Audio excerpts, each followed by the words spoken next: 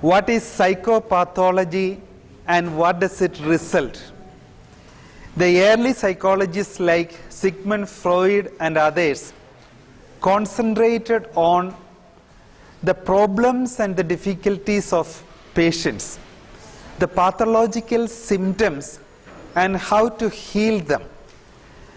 Unfortunately, that led Freud and others see human beings mainly as pathological cases. Therefore, Freud and his colleagues saw human persons basically as problem cases, and then they tried to solve them. Unlike such psychopathological approach, people like Abraham Maslow affirmed that basically human beings are in order, basically things are okay, and there are only exceptions which may create problem. Therefore, if you follow Freud's principle, basically it would urge us to look at everyone, say, as problem cases. On the other hand, if you follow Maslow's humanistic psychology, which is much more optimistic and positive, then we would see that essentially human beings are okay. There are problems which needs to be treated. There is life before death. Most of us religious, we are occupied with life after death. What about heaven, hell, purgatory, and so on? Who will go to heaven? And all these are our preoccupations. But one thing we need to reaffirm, before talking about life after death, we should know that there is already a life before death. That we human beings are truly alive. It's not something that we can take for granted. Most of us are really not living our lives. We are not relishing the joys of life, and we are not feeling the pain of our suffering. Also, given the socio-economic conditions, you know, most people have no money, no food, even to live. They are merely vegetating or surviving.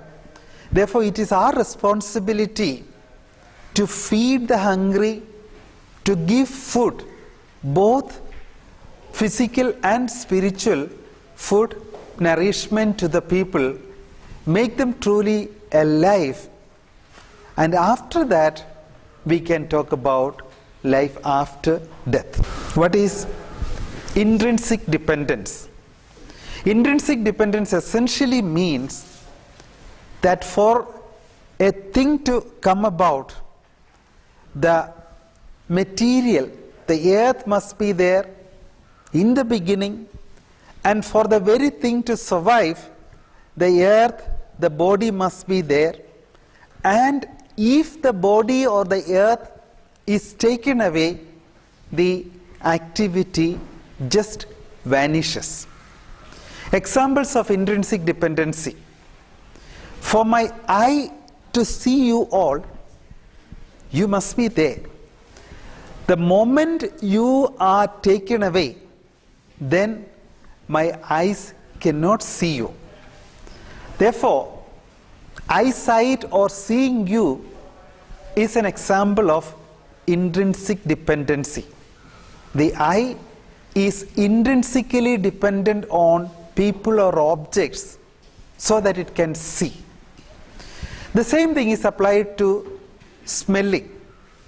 For me to smell the fragrance, for instance, the fragrance must be there. Once the fragrance is taken away, then there will not be anything to smell. So activities like hearing, talking, touching, smelling, seeing, they are all intrinsically dependent on the object. What is an activity involving extrinsic dependency? Unlike empirical or physical activities, we have actually mental activities. We have the capacity to think, to dream, to imagine, even to love, to hope. All such activities are extrinsically dependent on the object. For example, if I want to dream of you, obviously you must be there initially. But once you are there, I may have much better dreams about you when you are away than when you are physically present. Therefore, dreaming about you does not require that you are there the whole time. To begin with, yes, you need to be physically present.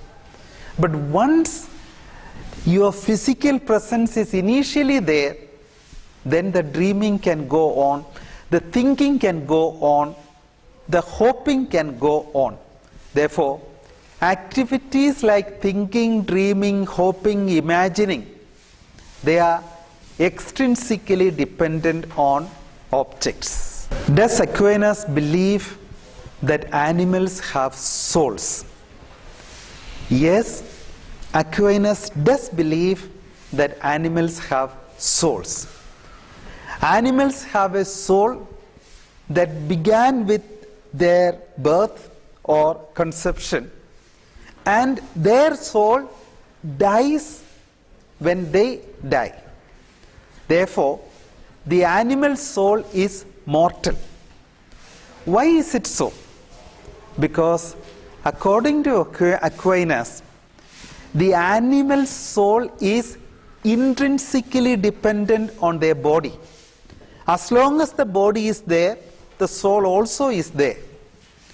And when the body dies, the soul also dies. Why is it that human soul is extrinsically dependent on the human body? This is the argument of Aquinas. The human soul is extrinsically dependent on the human body. That means the human soul needs the body to begin. To be born as a soul, the human soul needs the body. Then for some time, the human soul continues along with its body. But after that, even when the body perishes, the soul continues to exist. Therefore, the soul needs the body to initiate its own process. And after some time, even when the body dies, the soul goes on. This is because we say that the human soul is extrinsically dependent on the human body. But why is it so? The simple argument is human beings alone have activities which are extrinsically dependent on the body. As we saw, activities like thinking, dreaming, they are extrinsically dependent on the body. Then there is the metaphysical principle. As the operation, so the agent. As the operation, so the agent. Because we have operations which are extrinsically dependent on the body, our agent, our soul, is also extrinsically dependent on the body. This is important. Because we have activities which are extrinsically dependent on the body, like thinking, dreaming, our agency, our subject, is also extrinsically dependent on the body. This would imply that the soul needs the body to begin to exist, but once the soul becomes mature, then even if the body collapses and dies, the soul will continue to remain. According to Aquinas, is the human soul pre-existing? If so, at what moment is human soul created according to Aquinas? The human soul, according to Aquinas, is not pre-existing. It didn't exist before we were born. You know, in the Hindu philosophy, the human soul has been pre-existing. According to Hinduism, the human soul is immortal. It was never born and it will never die. Therefore, according to the Hindu understanding, the human soul is eternal, it is pre-existing. But according to the Christian understanding, the human soul began at one moment. Whether it began at the moment of conception or a little later, there are difficulties. Catholics believe that the human soul began at the very moment of conception. That is why abortion is something very, very bad according to Catholics. But many Protestants believe that the human soul emerged not at the moment of conception, but a few weeks later. That's a point of dispute. But one thing is very clear: the human soul, according to Aquinas, according to Christian tradition, had a beginning. And then it will not end because of the extrinsic dependency on our body. Animal soul is extrinsically dependent on matter. Comment. According to Aquinas, animal soul cannot be extrinsically dependent on body because animals do not have any activity which is extrinsically dependent. We take it for granted. Animals don't imagine, think, plan. Imagining, thinking and planning is extrinsically dependent on the object. And because they don't have any extrinsically dependent activities, their soul also is not extrinsically dependent. Animal soul is intrinsically dependent on the object. Therefore, their soul has a beginning and their soul also has an end as and when they die. Give a philosophical reason to believe in the theory of reincarnation. Reincarnation or rebirth implies that one is born, grows up and dies. Then after death, it takes up another body and then lives. Again it dies, then it takes up a third body, and the series goes on until the human soul is totally united with Brahman at the moment of liberation. Now this cyclic understanding may be based on two natural phenomena. One would be the phenomena of the changing seasons. We have the 4 seasons that keeps on changing, but at the end of it there is a pattern, there is a repetition. The eternal recurrence of the same, Nietzsche says. So this seasonal change could indicate the reincarnation. Secondly, another thing that can prove or indicate the reincarnation is our daily experience of day turning into night, night turning into day.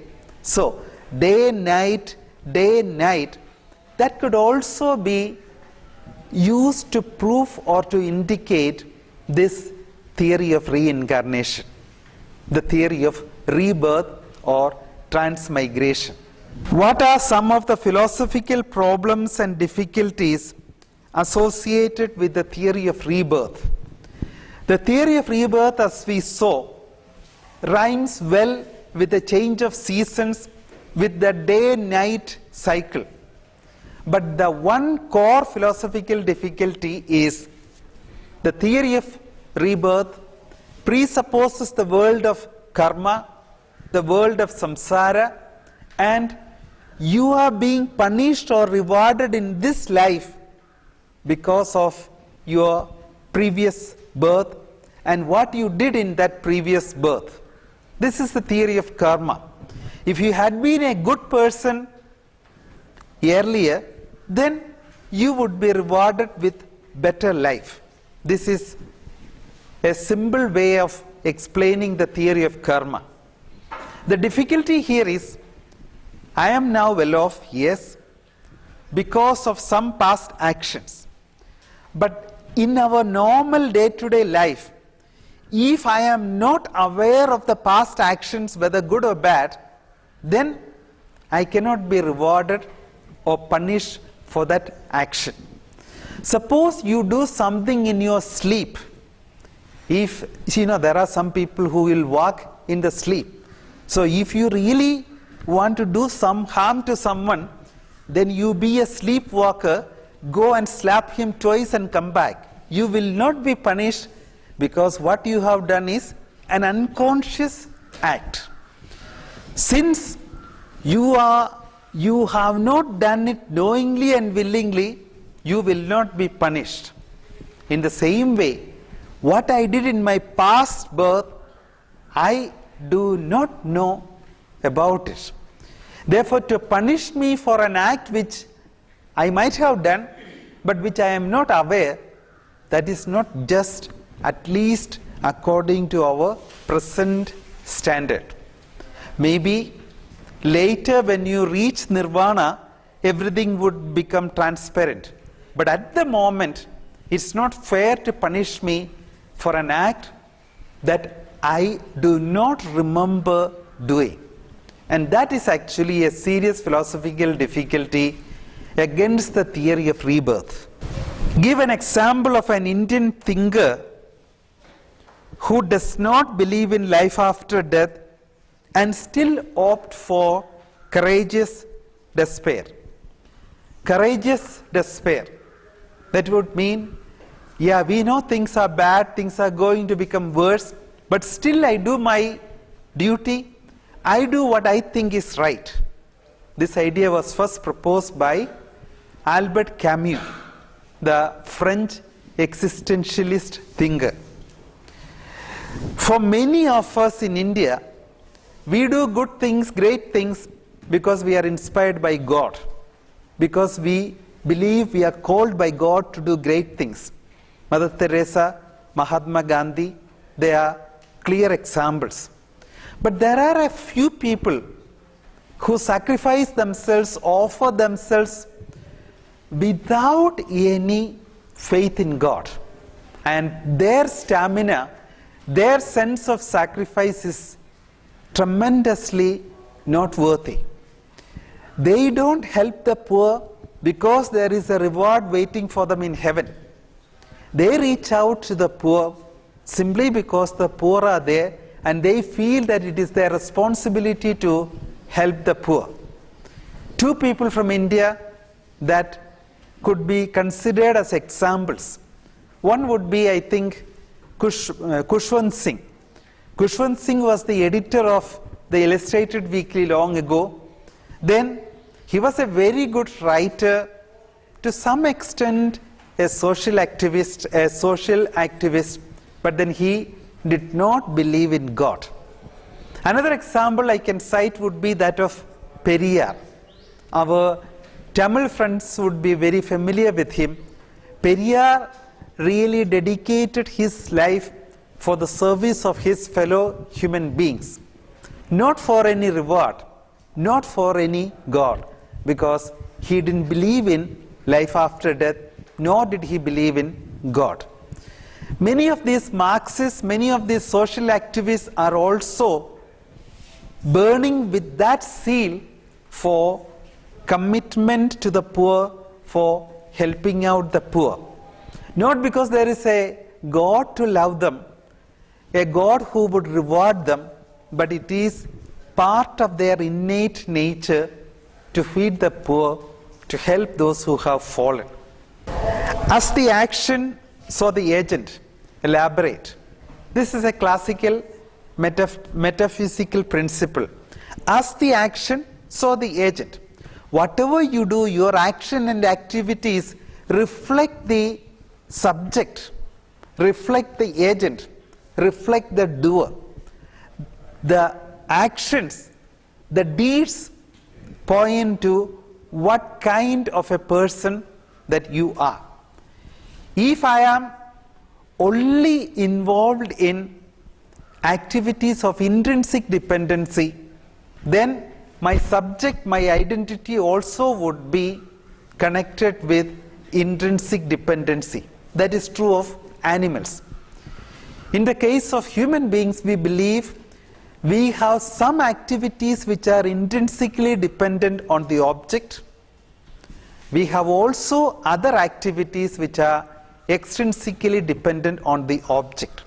Therefore, our soul, our subject, our agent is extrinsically dependent on the earth, on my body. What is the significance of the study of philosophical anthropology? Philosophical anthropology, as we saw, is kind of a theoretical subject. It is not the general anthropology that is taught in the universities. The significance is very simple. If we have a better theory, a better idea, a nobler vision of human beings, then our life also would be correspondingly better or nobler. An idea can change the world. The most practical thing is a good theory. So if we can give ourselves this good theory, this liberative understanding of humanity, then our life itself would become liberating and understanding.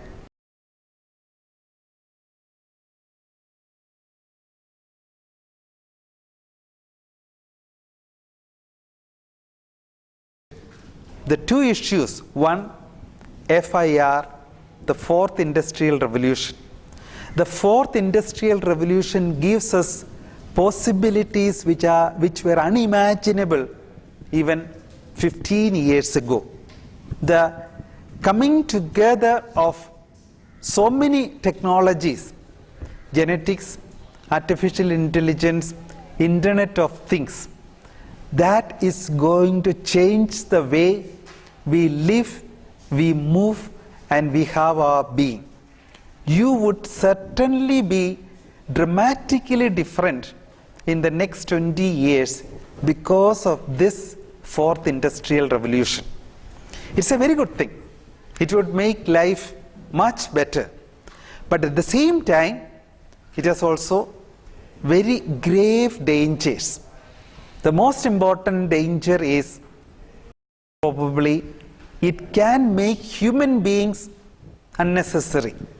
Human beings like us, the normal human beings, might be considered as unnecessary, obsolete.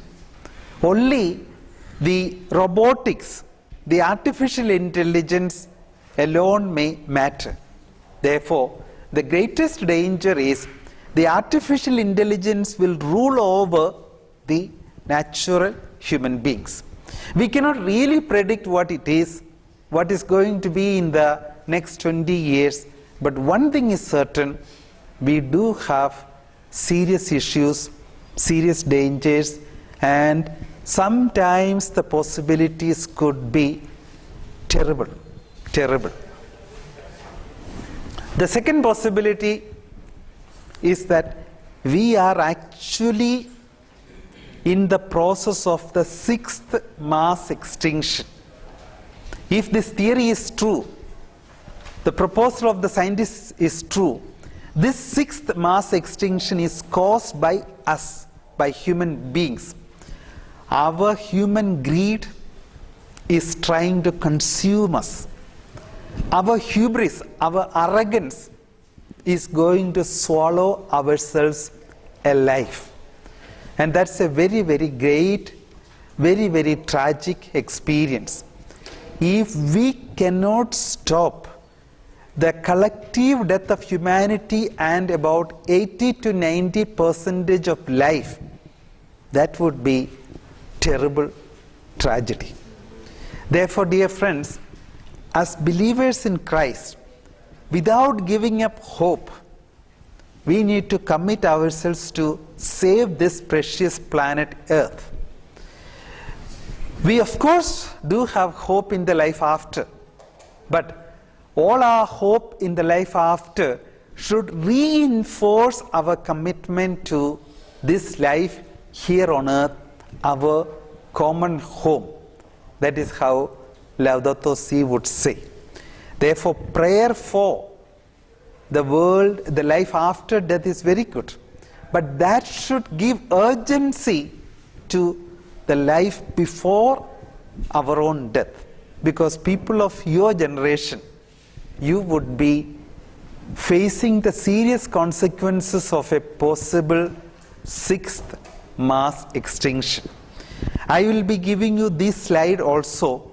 Please have a look at it. Don't go into the details, but have a general idea of these two issues. The fourth industrial revolution, FIR, and the sixth mass extinction, SME.